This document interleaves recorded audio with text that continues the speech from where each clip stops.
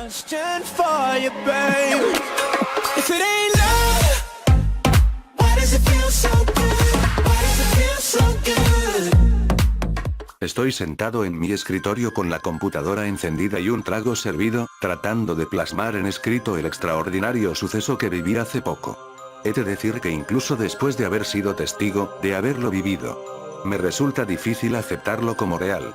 De hecho, las marcas en mi cuello son las encargadas de recordarme lo horriblemente real que fue. Omitiré mi nombre pues no deseo fama, fortuna ni nada similar, solo saber que no estoy loco. Pero creo que estoy divagando y lo más correcto sería narrar los acontecimientos que sucedieron hace escasos días. Mi vida diaria es común, corriente y en cierto modo, monótona. Me suelo levantar tarde y lo primero que hago es ver las noticias y enterarme de los sucesos que acontecen en el mundo. Casi siempre es lo mismo. Asesinatos, robos, contaminación, amenazas de guerra entre naciones, los excesos de los famosos, lo de siempre supongo. Pero esa ocasión fue diferente. Toda la mañana el noticiero estuvo hablando sobre una lluvia de estrellas que sucederían esa noche y lo espectacular de dicho evento, y para mayor suerte el lugar donde mejor se podría disfrutar del acontecimiento sería en un pequeño pueblo al norte de la capital, el cual resulta ser mi lugar de residencia. Debo decir que el pueblo, al ser tan pequeño, no tenía muchas cosas interesantes de las cuales charlar, pero ese día mientras me dirigía a comprar semillas para plantar parecía que a nadie le interesaba ninguna otra cosa, en todo el lugar no se hablaba de nada más. Lo cual me sorprende, ya que la presencia de un jeep en el pueblo con soldados armados para mí es más interesante. Esa noche la lluvia de estrellas se llevó a cabo según lo anunciado y fue incluso más sorprendente que lo que las noticias dijeron. El cielo parecía vivo, se veía tan cerca que pensé que nos caerían encima las estrellas. Quizá por eso no me sorprendió del todo el anuncio del día siguiente. Al amanecer y comenzar mi rutina y tratar de prender el televisor, lo primero que supe fue el hecho de que no había luz. Revisé los fusibles y estos se encontraban bien. Traté de llamar por teléfono a la compañía de luz, pero tampoco funcionaba, lo cual me extrañó bastante. Salí de mi hogar y me encontré con mis vecinos, los cuales tenían el mismo problema.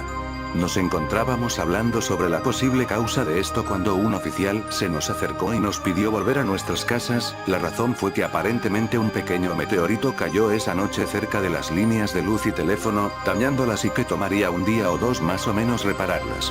Y ya que íbamos a estar incomunicados y para evitar accidentes se nos pidió no salir. También nos comentó sobre la presencia militar en las inmediaciones, pero todos concordamos en que seguramente era para recuperar el meteorito para su estudio o algo similar. Está de más decir que ese día seguimos charlando un poco más antes de acatar la orden del oficial. Siento importante comentar que la razón por la cual me mudé a un pueblo pequeño fue debido a que mi mayor hobby es la jardinería y en la ciudad me hubiera sido imposible tener un vivero. Lugar donde aconteció el suceso por el cual escribo esto. La noche siguiente a la lluvia de estrellas, cerré mi vivero y me fui a descansar.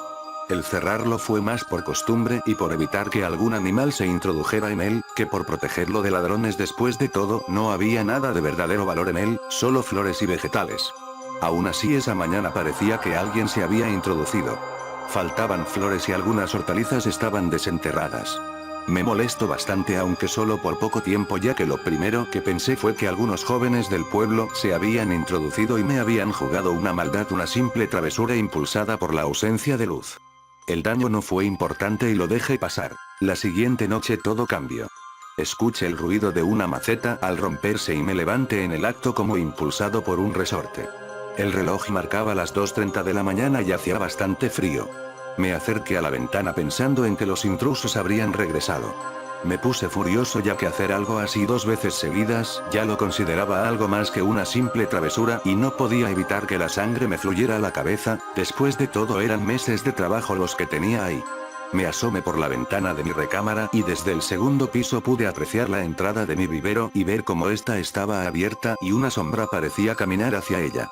Rápidamente tomé mi celular, el cual, a pesar de no tener señal debido al lugar donde estaba, utilizaba a menudo como cámara y reproductor de música. Mi intención era fotografiar al intruso y después exigirle a él o a sus padres una retribución por los daños.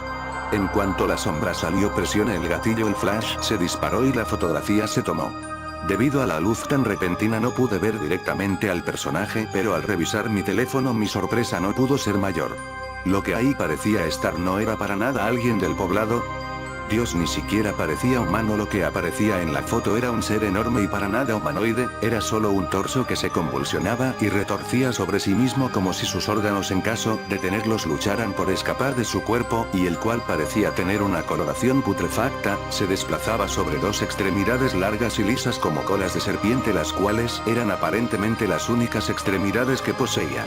Por un momento que me pareció eterno me quedé quieto en la ventana, sin creer lo que había visto y sin saber qué debía hacer a continuación. No fue sino el ruido de un disparo lo que me sacó de mi ensimismamiento. Al asomarme nuevamente por la ventana noté movimiento en los árboles detrás del vivero y sin pensármelo mucho salí disparado de casa, tomé mi celular y un bate de béisbol y salí descalzo, usando únicamente el pantalón de mi pijama y una camisa blanca. Ahora que lo pienso, no sé por qué hice eso, salir casi desnudo de casa, tomar un viejo bate como arma, a pesar que la televisión siempre nos demostró que son inútiles, y lo peor, ir detrás de algo de lo cual ni siquiera sabía si era real. Tal vez por eso lo hice, tal vez quería saber si era real. No me tomó mucho encontrarlo. Solo había avanzado 100 metros dentro del bosque que rodea el pueblo para dar con eso. Se encontraba encorvado sobre un mapache muerto, aparentemente a causa de una trampa. La forma del ser era aún más repulsiva de cerca, su piel despedía una especie de limo que le cubría todo el cuerpo y el movimiento de su cuerpo era aún más caótico de lo que hubiera imaginado. Parecía como si en cualquier momento pudiera estallar y liberar lo que fuera que estuviera dentro. Di un paso y se dio cuenta de mi presencia. Rápidamente se deslizó a escasos 3 metros de mí y se irguió frente a mi persona, dejándome ver no solo su forma, sino también su tamaño. Debía medir cerca de 2 metros, era espantoso y repulsivo y aún así no podía dejar de verlo. No podía articular palabra alguna o sonido y mucho menos moverme, estaba paralizado de la impresión. Y entonces lo impensable ocurrió. Esa cosa habló. Fue solo una palabra que parecía venir de todos lados y de ninguno. Plaga. Y justo cuando terminó de decirla, en el momento exacto en que la última letra era asimilada por mi cerebro, una larga apéndice surgió del cuerpo principal de la criatura y como un látigo se amarró alrededor de mi cuello y comenzó a asfixiarme. La acción fue rápida y contundente, su fuerza era abrumadora, no importaba cuánto me sacudiera y tratara de zafarme, el limo de su cuerpo me impedía asirle.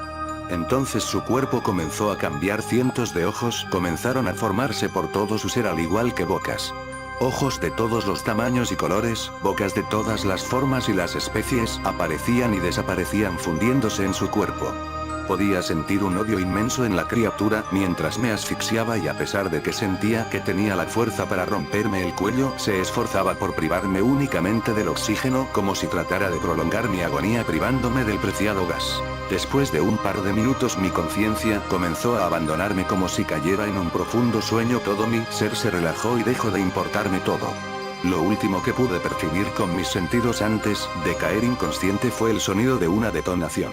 Fue hasta la mañana siguiente que desperté en el bosque, justo en el mismo lugar en el que pasara toda la noche anterior. Solo que no había nada. No había rastro de la criatura ni de ninguna evidencia de que hubiera pasado nada esa noche. Lo único diferente era el hecho de sentir un dolor lacerante en mi cuello y que mi celular, al igual que la criatura, había desaparecido. Volví a mi casa y me lavé la cara, comprobé que en efecto en mi cuello tenía largas marcas y moretones que lo recorrían. Lo cubrí lo mejor que pude y salí a buscar a mis vecinos. Nadie pareció notar nada extraño más allá del hecho de que la presencia de militares se había esfumado casi tan rápido como había aparecido y que los servicios de luz y teléfono se habían reanudado. Traté de preguntar si alguien escuchó los ruidos de disparos y me dijeron que aparentemente la policía local había ahuyentado algunos ciervos que se habían acercado mucho al poblado. No quise seguir preguntando. Por lo visto solo yo fui testigo de eso. Después de lo sucedido volví a la ciudad. Pero desde entonces hay algo que me tiene preocupado y hace que me despierte por las noches bañado en mi sudor. No fue el hecho de haber estado a punto de morir. No fue el hecho de haber visto algo que no puedo siquiera describir. Ni siquiera es el haber visto en las noticias el anuncio de otra lluvia de estrellas. No, fue la palabra que me dijo. La palabra que parecía venir de todas partes y de ninguna, que parecía dicha por un solo individuo y toda una especie. Y es porque muy dentro de mí siento que significa más de lo que cualquiera piensa.